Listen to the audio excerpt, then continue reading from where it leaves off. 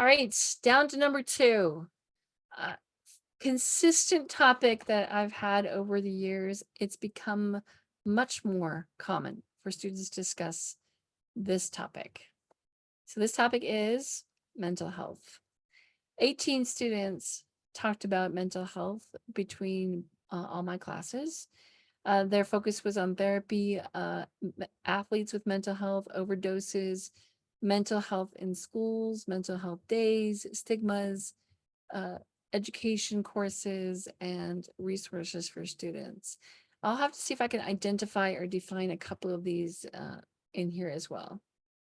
So mental health, there are 4 students that just specifically talked about mental health, and they focused on drug abuse and then equity. So students having or people having ability or access to mental health support um, is an issue.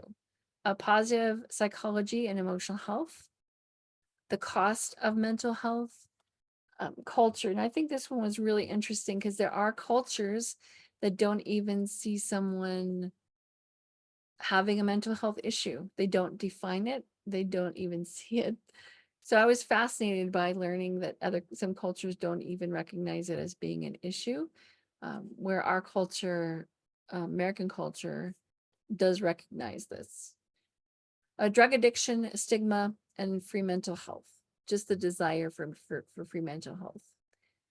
And I think the stigma around it is an issue that we have talked about a lot in terms of, again, some cultures that don't see that it's a positive to go get your mental health taken care of. Therapy.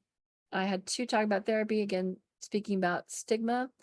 Another one was a student that was focusing on the value of psychiatric dogs, in particular for people in the military, having dogs that were there to support them through the PTSD. All right, now, what do you think? What have we left? There's one that's left. If you haven't thought of it, it's pretty obvious in terms of what's happening culturally.